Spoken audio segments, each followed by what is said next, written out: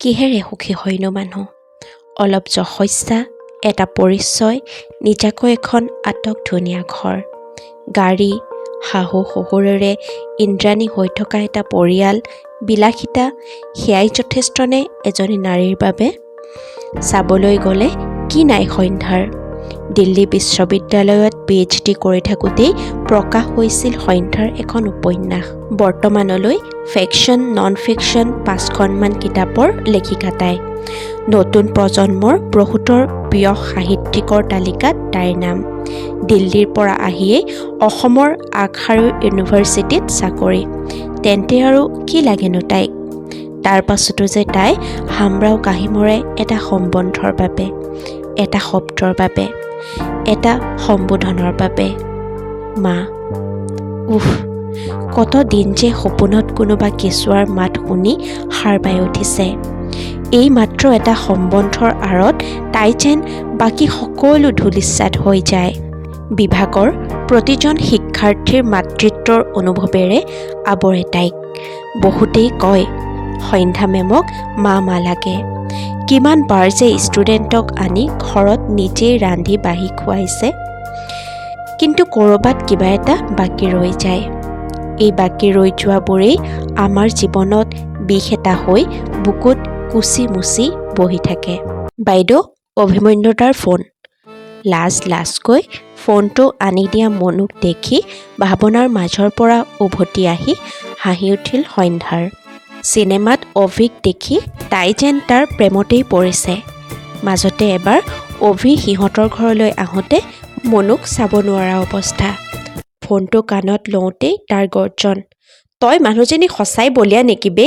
সেই ইউনিভাৰ্চিটিৰ দিনৰ পৰা এতিয়ালৈকে অলপো সলনি নহলি মানে? অলপ নিজৰ কথাও ভাবিবলৈ শিক সন্ধ্যা। গোটেই পৃথিৱীৰ মানুহক সুখী কৰি ৰাখিবলৈ তোৰ জন্ম হোৱা নাইতো। একেৰাহে ফোনত কৈ গৈছে অভিমন্যুৱে। সন্ধ্যাৰ প্ৰিয় বন্ধু অভিমন্যু শৰ্মা। বিশ্ববিদ্যালয়ত একেলগে পঢ়াৰ পৰা এতিয়ালৈকে একেই আছে সিহঁতৰ বন্ধুত্ব। অৱশ্যে আজিৰ তাৰিখত অভিমন্যু বুলি ক'লে অকল অসমৰেই নহয়, ভাৰতৰ বহুতো লোক ব্যাকুল। কাৰণ অসমৰ পৰা গৈ মুম্বাইত প্ৰতিষ্ঠিত এজন প্ৰখ্যাত অভিনেতা অভিমন্যু। বলিউডৰ 2-3খনমান চিনেমাত অভিনয় কৰি লাহে লাহে আগুৱাই গৈ আছে সি ক্ষেত্ৰখনত। কিন্তু গোটেই পৃথিৱীৰ আগত ষ্টাৰ হৈ থাকিলেও সন্ধ্যাৰ ওচৰত সেই পুৰণা অভিটোৱে হৈ পৰে। আজি গালি পৰাৰ কাৰণ তাই অনুমান কৰিছিল যদিও এনেই এবাৰ সুধিলে, কি কৰিলোনো মই? কি কৰিলো মানে? অনুৰণক কি কৈ আছ এইবোৰ? আবে, এইখন কি চিৰিয়েল চলি আছে নেকি? এজনীৰ কেঁচুৱা নহ'লে আন এজনী যে আনিব? বিয়া আৰু কেঁচুৱা এই দুটা বস্তুৰ বাহিৰে পৃথিৱীত বেলেগ একো কামেই নাই নেকি মানুহৰ? কিন্তু অভি, মা দেউতাকেওতো আশা কৰে ন কিবা? আচ্ছা, তেন্তে এটা কথা কচোন, সমস্যাটো তোৰ নহয় অনুৰণৰ হোৱা হ'লেও মাকে এনেকৈ ক'লেহেঁতেন নে যে তুমি বেলেগ এটাৰ লগত? চি, কি কৈ আছ বাৰু? মনে মনে থাক। কিয় শুনিব নোৱাৰ কিয়? মাইকী মানুহৰ কাৰণে কেঁচুৱা নহ'লে যে বেলেগ এজনী আনিব পাৰি, মতা মানুহৰ কাৰণে কেঁচুৱা নহ'লে বেলেগ এটা মতা কিয় আনিব নোৱাৰি? পুৰুষতান্ত্ৰিকতা তহঁতৰ মনত ইমানেই শিপাই আছে যে এইবোৰ শুনিলেই পাপ বুলি ভাব। আজিৰ যুগতো কি মানধাতাৰ মানসিকতা লৈ আছ? এনেই প্ৰফেচৰ হলি তই। উফ, হ'ব দে। পক্ষীৰ কি খবৰ? লগ পাৱনে তাইক? পাওঁ, ইনফেক্ট আজিয়ে পাম চাগে। ভিডিঅ' কল কৰিম দে তহঁতলৈ। এতিয়া যাওঁ, শ্বুট আছে মোৰ, বাই। ফোনটো কাটিলে সি। কথাবোৰ সদায় এনেকুৱাই হয়। অনুৰণে সন্ধ্যাৰ সৈতে কিবা কথাত মত নিমিলিলে অভিমন্যুলৈকে ফোন কৰে। কাৰণ সিও জানে সন্ধ্যাক বুজাব পৰা ক্ষমতা পৃথিৱীৰ একমাত্ৰ অভিমন্যুৰহে আছে। হঠাতে সন্ধ্যাৰ সিহঁতৰ ইউনিভাৰ্চিটিৰ দিনবোৰলৈ মনত পৰি গ'ল। অভি আৰু তাইৰ কত যে মান অভিমানৰ কাজিয়া, দুই এবাৰ অনুৰণেও ভাঙিবলগীয়া হৈছিল। সেই সময়ত সেইবোৰেই সিহঁতৰ বাবে আটাইতকৈ ডাঙৰ সমস্যা। আৰু এতিয়া সেইবোৰলৈ উভতি চালে হাঁহি উঠে। ইউনিভাৰ্চিটিৰ কথা ভাবোঁতে ময়ূৰৰ কিতাপখনলৈ মনত পৰিল তাইৰ। ভাতকেইটা খাই অনুৰণ ওলাই গৈছে। কাম কৰা ছোৱালীজনীও বিচনাত পৰিছে। সন্ধ্যাই বেলকনিলৈ গৈ তাত থকা সোফাখনতে বহি পুনৰ মেলি ল'লে ৰাধা। মোৰে জীৱনৰে সখা কৃষ্ণ, বুজো আঁকি সুৰে বেনু কপালতে তোৰ কোনে আঁকি দিলে ইন্দ্ৰধনু ইন্দ্ৰধনু। লয়লাস ভংগীৰে নৃত্য কৰি আছে ৰাধাই। সন্মুখত এজাক সৰু সৰু ছোৱালী। সিহঁত গোবিন্দপুৰৰ বিশেষ সংঘটোত গোট খাই লৈছে। সংঘ মানে মুকলি প্ৰকাণ্ড এটা প্ৰেক্ষাগৃহ। সংঘটোৰ কাষতে এখন বহল ফিল্ড আৰু তাৰ সিপাৰে গোবিন্দপুৰৰ বৰনামঘৰ। ইয়াতে বিভিন্ন অনুষ্ঠানসমূহ হয়। আজিও আহি থকা শিল্পী দিৱস অনুষ্ঠানৰ বাবে সংঘটোৰ ভিতৰ ফালে মঞ্চখনৰ কাষত থকা সেউজ গৃহটোতেই ৰাধাই ছোৱালীকেইজনীক নাচৰ প্ৰেক্টিচ কৰাই আছে। ৰাধাকে ধৰি গাঁৱৰ বহু কেইটা ল'ৰা ছোৱালী লগ হৈ সিহঁতৰ এটা ক্লাব বা গোট আছে।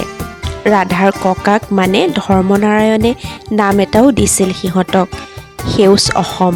বয়সত সিহঁত আটাইকেইটা স্কুলৰহে যদিও গাঁওখনৰ বাবে সমাজখনৰ বাবে কিবা এটা কৰাৰ লগতে সৰু ল'ৰা ছোৱালীবোৰক সংস্কৃতিৰ প্ৰতি অনুৰাগী কৰিবলৈকে সিহঁতে বিভিন্ন অনুষ্ঠান পালন কৰে। বিশেষকৈ ৰাধা বয়সৰ জোখেৰে যেন অধিক আগবঢ়া।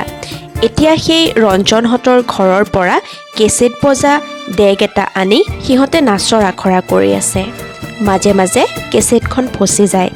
ৰাধাই সেইটোৰ পৰা কেছেটটো উলিয়াই আঙুলিৰে পকাই পকাই ৰীলটো আকৌ কেছেটত ভৰাই লৈ পুনৰ ডেগটোত ভৰাই দিয়ে। আকৌ বাজি উঠে। তেনেকৈ প্ৰেক্টিচ কৰাই থাকোঁতেই ৰঞ্জন, তগৰ, সপোন আৰু চুপহী আহি পোলালহি। চুপহী বয়সত সিহঁততকৈ ডাঙৰ যদিও সিহঁতৰ কামবোৰ ভাল পাই বাবেই আহে। ৰঞ্জন সোমাই আহোঁতেই ৰাধাই মাত দিলে, ঐ ৰঞ্জন, তোৰ এই ডেগডাল কেতিয়াবা মই একেবাৰে ভাঙিম, চাই থাক।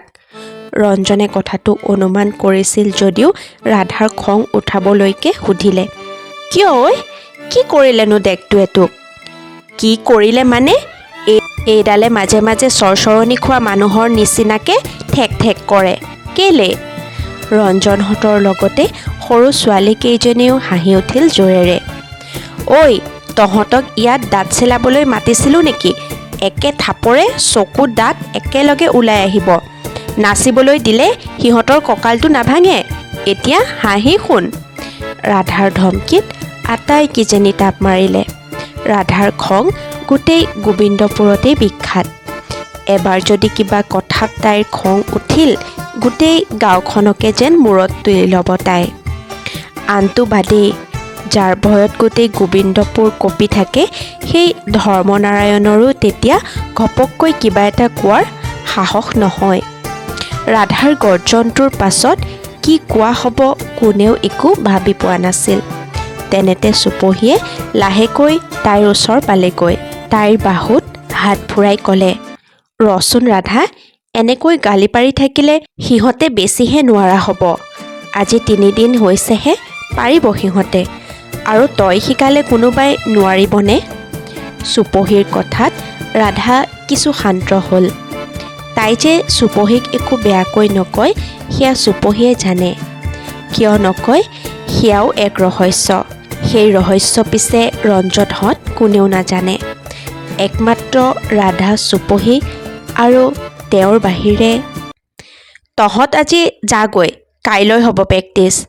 ৰাধাৰ কথাত সৰু ছোৱালীকেইজনী ওলাই গ'ল। তাৰ পাছতেই বাকীকেইটাই গোল হৈ পকাত বহিলে। পৰিৱেশটো আগতকৈ কিছু গভীৰ হ'ল। এটা গুৰুত্বপূৰ্ণ বিষয় যে আলোচনা হ'বলৈ গৈ আছে সেই কথা সকলোৱে অনুমান কৰিলে। প্ৰথমে সপোনে আৰম্ভ কৰিলে, কথাটো এতিয়াই কাকো জনাব নালাগে। মই মাত্ৰ হেমেন খুৰাৰ দোকানত শুনিহে জনাইছোঁহি তহঁতক। কিন্তু যদি কথাটো সঁচা হয় মই কিন্তু এটাকো সোধাই নেৰোঁ। ৰাজনীতিৰ বাহিৰে বেলেগ কিবা চিনি নাপায় নেকি কুকুৰহঁতে? ৰাধাই দাঁতকেইটা কৰচি কৈ উঠিল। তগৰে লগে লগে তাইৰ হাতখনত ধৰি ক'লে, মনে মনে থাকচোন ৰাধা, কোনোবাই শুনিব। হেমেন খুৰাই কেতিয়াবা এনেও কয় কিছুমান কথা।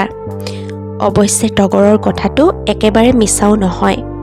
এই হেমেন খুৰাৰ দোকান বুলি সিহঁতে যিখন দোকানৰ কথা কৈছে সেইখন হ'ল গোবিন্দপুৰৰ একদম ঘাটি। মানে তুমি হেমেনৰ দোকানলৈ কিবা এটা আনিবলৈ গ'লেই কাৰ ঘৰত কি হৈছে, কাৰ ঘৰলৈ কোন আহিছে, কাৰ পাকঘৰত কি ৰান্ধিছে, কাৰ জীয়েকে কাৰ পুতেকৰ লগত ৰাতি একেলগে বহি ভাওনা চাইছে, চব খবৰ পাই যাবা। গোটেইবোৰ হেমেনৰ নখ দৰ্পণত। ডেকা বুঢ়া বোৱাৰী জীয়াৰী যিয়ে দোকানলৈ নাযাওক কিয় হেমেনে বিনামূলীয়াকৈ বাতৰি দি পঠায়।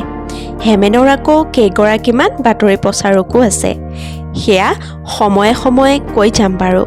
পিছে সেই হেমেনৰ দোকানতেই সপোনে কথাষাৰ শুনি আহিলে। 17 জানুৱাৰী মানে শিল্পী দিৱসৰ দিনা হেনো সিহঁতৰ সংঘত কিবা দলৰ মিটিং হ'ব, কোনোবা নেতাও আহিব। নাই, সেয়া শিল্পী দিৱসক লৈ হোৱা মিটিং নহয়, নিৰ্বাচনৰ প্ৰচাৰৰ মিটিং। হয়তো জ্যোতিপ্ৰসাদৰ ছবিত ধূপকেইডালমান দিব, তাৰ বাহিৰে একো নহয়। মিটিং হোৱাত আপত্তি নাই, কিন্তু শিল্পী দিৱসৰ দিনা কিয়? অসমৰ বৰেণ্য শিল্পীসকলকো এতিয়া ৰাজনীতিয়ে আৱৰিব নেকি? সেইবাবেহে ৰাধাহঁতৰ খং উঠিছে। তগৰে ঠিকেই কৈছে, এটা কাম কৰোঁ, আমি এবাৰ অৰুণ ছাৰৰ ওচৰৰ পৰা আহোঁ ব'ল। ছাৰ চাগে ঘৰতে আছে, তেখেতে গম পাব। ৰঞ্জনৰ কথাটো সকলোৱে মানি ল'লে। লগে লগে তাৰ পৰা আটাইকেইটা অৰুণ ছাৰৰ ওচৰলৈ ওলাল। অৰুণ ছাৰ মানে অৰুণজ্যোতি বৰা, গোবিন্দপুৰৰ প্ৰাথমিক বিদ্যালয়ৰ প্ৰধান শিক্ষক। এইখনৰ পৰাই ৰাধাহঁত সকলোৱে শিক্ষাৰ আৰম্ভণি কৰিছিল। গাঁৱৰ ল'ৰা ছোৱালী সকলোৱে মাক দেউতাকৰ কথা নুশুনিলেও অৰুণ ছাৰৰ কথা আখৰে আখৰে শুনে। সংঘৰ কমিটিৰ সভাপতি হোৱাৰ বাবে তাত কেতিয়া কি হ'ব অৰুণ ছাৰে সকলো জানে। সেয়ে সিহঁত ছাৰৰ ওচৰ পালেগৈ। গাঁৱৰ চাৰিআলিটোৰ মূৰতেই স্কুলখন, সেইখিনিৰ পৰাই গাঁওখন আৰম্ভ হৈছে। মূল চহৰৰ পৰা বাট এটা ফাটি আহি আহি বহুখিনি ঠাই পাৰ হৈ ইয়াত লগ হৈছেহি। চাৰিআলিটোত এজোপা প্ৰকাণ্ড কৃষ্ণচূড়া আছে। যেতিয়া ফুলজোপা ফুলে গোবিন্দপুৰৰ ৰঙা তোৰণৰ দৰেই লাগে। LP স্কুলত পঢ়ি থাকোঁতে পানী খোৱা ছুটিৰ পৰত ৰাধাই কিমান যে ফুল বুটলিছিল। মাককো তাই কৈছিল ঘৰত এজোপা কৃষ্ণচূড়া লগোৱাৰ কথা। পিছে আইতাক মনোহৰাই আকৌ কয় কৃষ্ণচূড়া গছ হেনো ঘৰত লগাব নাপায়, কিবা বোলে গোসাঁই থকা গছ। সেইবাবেই ৰাধাৰ স্কুলৰ এই কৃষ্ণচূড়াজোপালৈ বৰ মৰম। স্কুলখনৰ কাষৰ সৰু গলিটোৰে গ'লে একে সন্মুখৰ ঘৰখন অৰুণ ছাৰৰ। পদূলিতে ৰঙা জবা এজোপা ভকভকাই ফুলি আছে। নঙলাডাল খুলি সিহঁত সোমাই গ'ল। ছাৰ পিছে চোতালতে মূৰা এটাত বহি বিচনী এখন সাজি আছিল। ছাৰক এইটোৱে ভাল লাগে, কেতিয়াও এনেই নাথাকে। সিহঁত যোৱা দেখি কাম সামৰি তেওঁ ক'লে, আও আজি দেখোন গোটেই সৈন্য সামন্তলৈ ওলালিহি ৰাধাৰাণী, কি বা সকাম? ইহঁত গোটেইকেইটা ৰাধাৰ লগতেই ঘূৰি ফুৰে আৰু গাঁওখনত নানান কাম কৰি ফুৰে। কেতিয়াবা কাৰোবাৰ আম বগৰীও তহিলং কৰেগৈ বাবে গোটেইকেইটাক একেলগে দেখিলে মানুহ অলপ সাৱধান হয়। ৰাধাই ক'লে, আপোনাক কথা এটাহে সুধিবলৈ আহিলোঁ ছাৰ। শুনিছোঁ সংঘত হেনো শিল্পী দিৱসৰ দিনা কিবা পাৰ্টিৰ মিটিং হ'ব, হয় নেকি? অকণমান ৰৈ হুমুনিয়াহ এটা পেলাই ছাৰে ক'লে, ঠিকেই শুনিছ, কিন্তু কিয় ছাৰ? আমিতো শিল্পী দিৱস পাতিম বুলি জনাই থৈছিলোঁ আৰু সংঘটো আমাৰ গাঁৱৰ মানুহৰহে। কোনোবা পাৰ্টিৰ লিডাৰ আহি কৰোঁ বুলিলেই মিটিং কৰিবহি নেকি? ৰাধাৰ মাতটো ক্ৰমান্বয়ে ডাঙৰ হৈ আহিল। অৰুণ ছাৰে পিছে শান্ত সুৰত ক'লে, জানো অ আই, কিন্তু কি কৰিবি, মই সভাপতি হৈও কিছুমান কথাত মাত মাতিব নোৱাৰোঁ। এইবোৰ ৰাজনীতিৰ কথা। আপুনি নোৱাৰে যদি আমিয়েই মাত মাতিম। ঐ ব'ল ককাৰ ওচৰলৈ যাওঁ।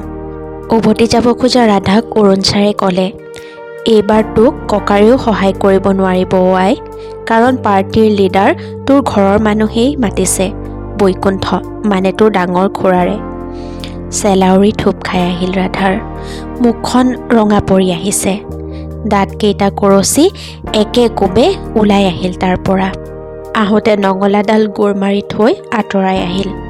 ৰাধা, ঐ ৰাধা, শুনচোন, ৰাধা ৰচোন। অৰুণ ছাৰৰ লগতে বাকীকেইটাও চিঞৰি মাতিলে যদিও ৰাধা নৰল। অৰুণ ছাৰে ভয়ে ভয়ে ক'লে, শেষ, এইজনীয়ে ঘৰত গৈ মহাভাৰত কৰিবগৈ এতিয়া।